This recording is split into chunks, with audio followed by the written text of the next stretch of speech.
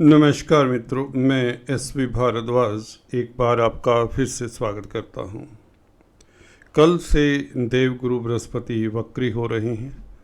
बहुत बड़ी घटना माना जाता है, क्योंकि बड़े ग्रह का वक्री होना तो निश्चित तौर से सभी राशियों के ऊपर इसका शुभ और अशुभ प्रभाव पड़ेगा। किसी के लिए शुभ होंगे, किसी के लिए अशुभ भी हो सकते हैं। और साथ में कर्क राशि में मंगल के गोचर की भी चर्चा के ऊपर हल्की सी टिप्पणी करने की कोशिश करेंगे। अंत में बड़ा उलटफेर हो सकता है, जैसा कि आपने टाइटल में देखा। यहाँ पर हम दो बड़े ग्रहों की बात करने जा रहे हैं, देवगुरु बृहस्पति और मंगल की। मंगल नीचस्थ राशि में आपके सप्तम भाव में गोचर करेंगे और उच्च की दृष्टि से परंतु आपकी राशि को देखेंगे। दोस्तों, आपको बताना चाहता हूँ, ये राशिफल आपकी चंद्र राशि के आधार पर होता है। अगर आपको अपना लगन मालूम है तो ये लगन से भी चर्चा देख सकते हैं। गुरु वक्री दोस्तों का मतलब ये होता है कि जब कोई ग्रह उल्टी दिशा से चलता हुआ प्रतीत होता है तो उसे हम कहते हैं ग्रह वक्री हो गया। अदरवाइज स्वाभाविक चाल को हम कहते हैं मार्गी ग्रह। हर ग्रह मार्गी अवस्था में ही चलता है, राहु केतु को छोड़कर, जो हमेशा वक्री रहते हैं, और सूर्य चंद्र हमेशा मार्गी रहते हैं, कभी वक्री होते नहीं हैं। तो शेष ग्रह देवगुरु बृहस्पति, शनि, मंगल, बुध और शुक्र, ये ग्रह वक्री हो सकते हैं। तो जैसे कि कल से देवगुरु बृहस्पति वक्री होंगे और अगले साल जनवरी को मंगल वक्री होंगे। 21 जनवरी को, याद रहे, मिथुन राशि में प्रवेश कर जाएंगे वक्री चाल से। तो 21 जनवरी को मिथुन राशि में मंगल वक्री चाल से प्रवेश करेंगे। तब तक यह है सप्तम भाव में रहेंगे। तो दो बड़े ग्रहों का प्रभाव आपकी राशि के ऊपर रहेगा। गुरु के साथ मंगल का गोचर इसलिए इम्पोर्टेंस रखता है क्योंकि दोनों ने आपकी राशि को देखना है। गुरु दोस्तों बड़े प्लैनेट हैं, जहाँ पर बैठते हैं वहाँ पर भी वर्चस्व इन्हीं का होता है। हालांकि ये कहा जाता है स्थान हानि करो जीवा, जहाँ पर गुरु बैठते हैं उस स्थान की हानि करते हैं। ये प्रचलित बात है और काफ़ी सिद्ध बात है। शनि के बारे में कहा जाता है स्थान, जिस स्थान में शनि बैठते हैं उस स्थान की शनि वृद्धि करते हैं। गुरु दोस्तों वक्र चाल से चलेंगे कल से, तो इसका बड़ा दूरगामी प्रभाव पड़ेगा। कौन कौन से एरियाज़ आपके प्रभावित हो सकते हैं दोस्तों? इनिशियली कुछ समय के लिए इनका चेष्टा बल बढ़ जाएगा।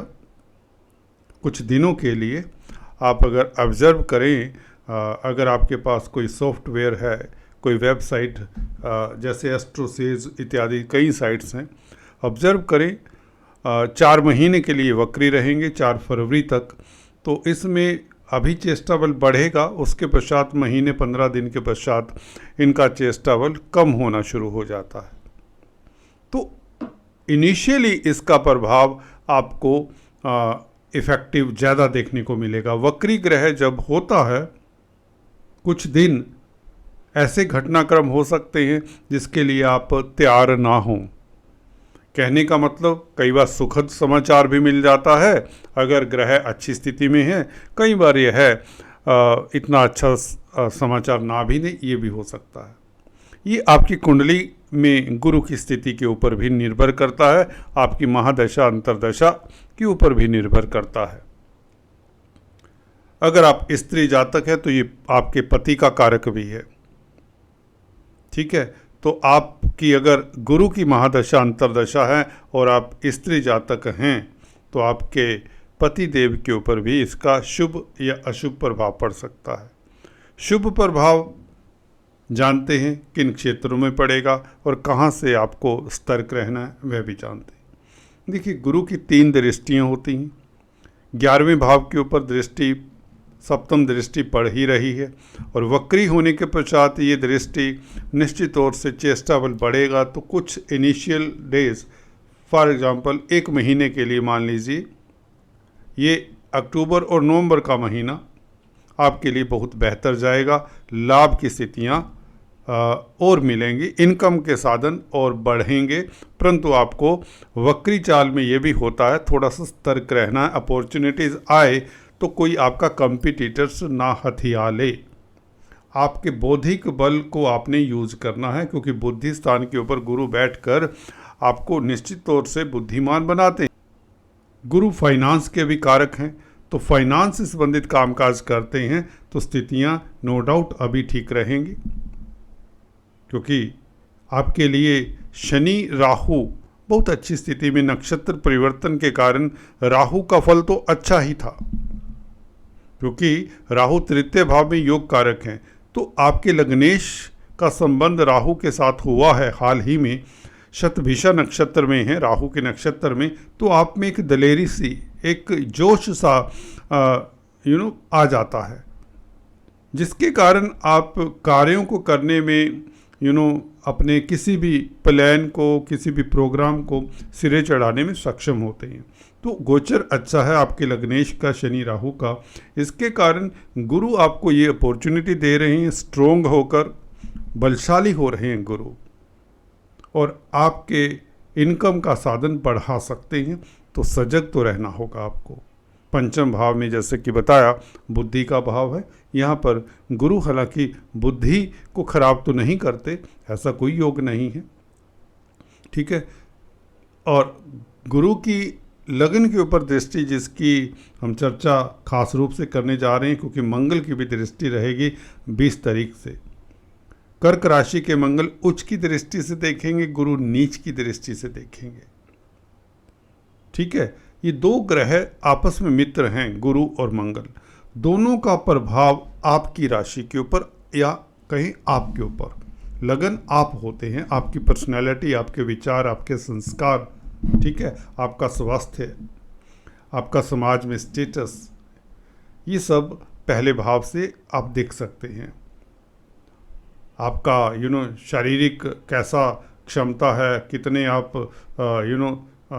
स्वस्थ रहते हैं, आपकी कितनी कैपेसिटी है, आपका डील डोल कैसा है, लंबे कद के हैं, छोटे कद के हैं, ब्लैक कलर के हैं, वाइट कलर के हैं, स्किन कैसी है, तो गुरु मंगल का प्रभाव, 2 मित्र ग्रहों का प्रभाव लगन के ऊपर पड़े तो आप पहले से ज़्यादा ऊर्जान्वित महसूस करेंगे, ये बात तो निश्चित है। मंगल का प्रभाव लगन के ऊपर उच्च का हो तो आप में एक एनर्जी सी, एक जोश का संचार होगा, हिम्मत करने वाले बन जाएंगे, सुस्ती त्याग कर आप में एनर्जी का संचार होगा, शारीरिक क्षमता बढ़ जाएगी। मसल्स के भी कारक होते हैं मंगल, आपको बता दें, ब्लड के भी कारक होते हैं, यूँ तो चोट एक्सीडेंट के कारक इसीलिए मंगल माने गए हैं।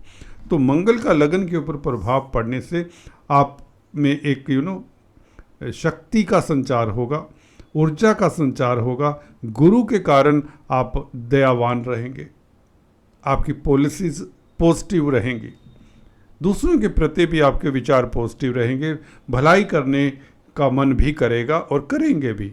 अगर आप सक्षम होंगे तो आप दूसरों की मदद करेंगे, जिससे आपको एक सुकून भी मिलेगा। आपके पूर्व पुण्य, पंचम भाव में बैठे हैं ना गुरु, पंचम भाव पूर्व पुण्यों का होता है, वह भी साथ देंगे इस अवधि में, या यूँ कहें किस्मत आपका साथ देगी।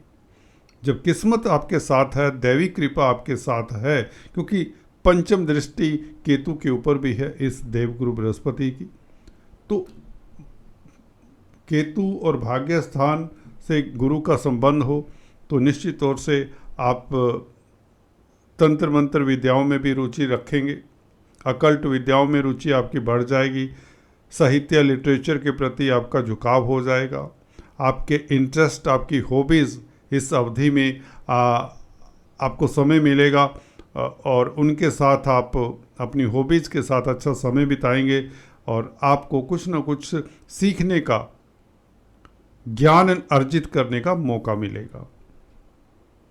विदेशों से लाभ हो सकता है। नवम स्थान लंबी यात्राओं का है। पिता से लाभ हो सकता है, पिता की तरक्की के योग बनते हैं। ये 15 नवंबर तक तो निश्चित है, नवंबर एंड तक भी मान सकते हैं, बल्कि उससे पश्चात शनि मार्गी हो जाएंगे तो स्वाभाविक चाल से जो भी ग्रह चलता है वह ज़्यादा बेहतर फल देता है। हालांकि इनिशियली वक्री होने से गुरु जैसे प्लेनेट केंद्र त्रिकोण में वक्री हों तो ज़्यादा बेहतर होते, 6, 8, 12 भावों में वक्री हों तो उतना बेहतर फल नहीं देते। ये भी एक सूत्र है, कोई नहीं बताएगा। कोई ये नहीं बताएगा कि गुरु वक्री होकर खराब फल भी देते हैं। क्यों? किसी को कड़वी बात सुनना पसंद नहीं होता ना। कड़वी बात कोई नहीं सुन सकता। एंटरटेनमेंट के लिए ज़्यादा लोग तो एस्ट्रोलॉजी की ये वीडियोस सुनते हैं, समझते हैं। एनीवेज, ये सत्य है। तो यहाँ पर आप कितने भी चैनल देख लें, सभी गुरु को अच्छा फल देने वाले बताएंगे, ठीक है। परंतु ऐसा होता है, ये क्वेश्चन मार्क। तो यहाँ पर मैं थोड़ी सी सच्चाई भी बताने जा रहा हूँ, उसको आप डाइजेस्ट जरूर करें। हालांकि वो उसमें इतनी कड़वाहट नहीं है, फिर भी बताना ज़रूरी है। देखिए, कई बार होता है गुरु धन के कारक हैं, पंचम भाव संतान का है, आपका खर्चा संतान के ऊपर हो सकता है, बी केयरफुल। परंतु कई बार ये खर्चा कंस्ट्रक्टिव वे में भी हम देख सकते हैं। बच्चों की फीस देने पर हो सकता है, बच्चों को विदेश भेजने के लिए हो सकता है, कोई धर्म का अनुष्ठान करने के लिए भी खर्चा हो सकता है, क्योंकि गुरु का लगन के ऊपर प्रभाव होने से ये स्थितियां बनती। परंतु मंगल की दृष्टि लगन पर होने से आय के साधन बढ़ते हैं, क्योंकि 11वें भाव का मालिक है मंगल, और मंगल उच्च की दृष्टि से आपकी राशि को देखे तो आप निश्चित तौर से लाभ के मालिक होते हैं। लाभ के मालिक मंगल ने संबंध लगन से बनाया तो इसका मतलब आपकी आय बढ़ती है, आपको लाभ की स्थितियां मिलेंगी। गुरु भी यही कहते हैं, इनिशियली चेष्टा बल बढ़ जाने से आपकी इनकम का ग्राफ बढ़ेगा, परंतु खर्चे के योग भी बन जाते हैं पंचम भाव में। तो स्पेकुलेशन थोड़ा सा अवॉइड करें इस वक्री पीरियड में। इस वक्री पीरियड में डू नॉट स्पेकुलेट अननेसेसरली।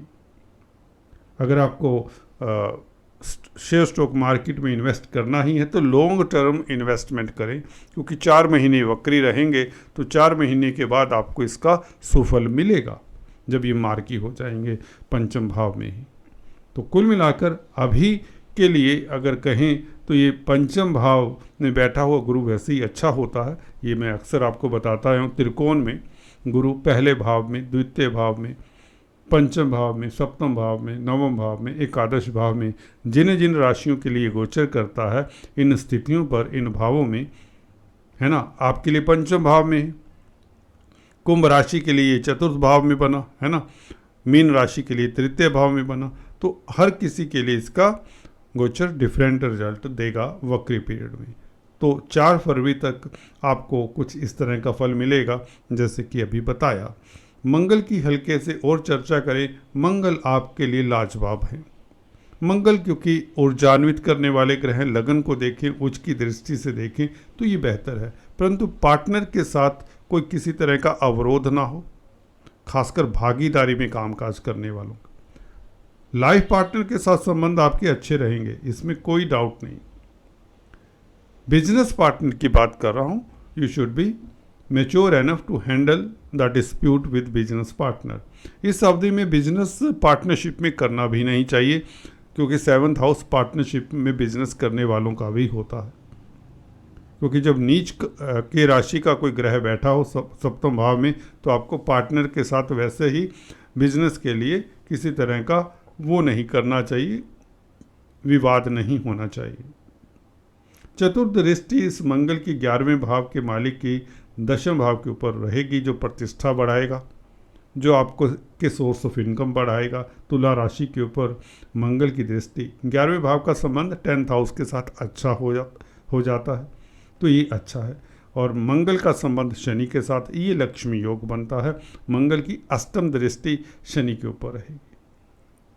नक्षत्रों के हिसाब से देखें तो मंगल 28 तारीख से 28 अक्टूबर से पुष्य नक्षत्र में आ जाएंगे, शनि के नक्षत्र में। शनि के साथ संबंध रहेगा अब तो काफ़ी महीने, ठीक है। 21 जनवरी तक मंगल का संबंध रहेगा शनि के साथ। तो शनि के अभी नक्षत्र में प्रवेश करेंगे तो लग्नेश के नक्षत्र में लाभेश हो तो ये लक्ष्मी योग बनाते हैं 20 अक्टूबर से। तो देखा ये जाए जो नीचगत प्लैनेट हो रहा है उसका गोचर मेरे हिसाब से गुरु से ज़्यादा बेहतर है। मंगल का गोचर देखने में हालांकि 7वें भाव के ऊपर थोड़ा सा पार्टनर को लेकर आप पॉजेसिव हो सकते हैं या पार्टनर के साथ किसी तरह का विवाद हो सकता है, हल्का फुल्का चलता है, दैट इज़ रूटीन लाइफ, है ना। अगर फिर भी कोई आपको ज़्यादा लगता है तो मंगल के उपाय करने वाजिब रहेंगे। क्या कर सकते हैं? मिठाई बांटें, पताशे होते हैं बताशे, उसको पानी में बहा दें, कम से कम 15-16 पताशे लें, उसको पानी में मंगलवार के दिन बहा दें और गुरुवार के दान करते रहें देवगुरु बृहस्पति के। पीली दाल, चने की दाल और मुनक्का, साबुत हल्दी इत्यादि ये मंदिर में दान करें। केले की अगर पूजा कर सकते हैं तो बहुत अच्छा रहेगा, क्योंकि विदेशी कामकाज में अगर आपके विलंब आता है, विदेशी कामकाज करना चाहते हैं तो ये उपाय करने बहुत ज़रूरी हो जाते हैं। और छोटी बड़ी यात्राएं हो सकती हैं, मार्केटिंग के व्यक्तियों के लिए भी ये उपाय करना ज़रूरी हो जाता है। कुल मिलाकर दोस्तों आज इतना ही, फिर से मिलते हैं, तब तक के लिए stay tuned. Thanks for watching this video.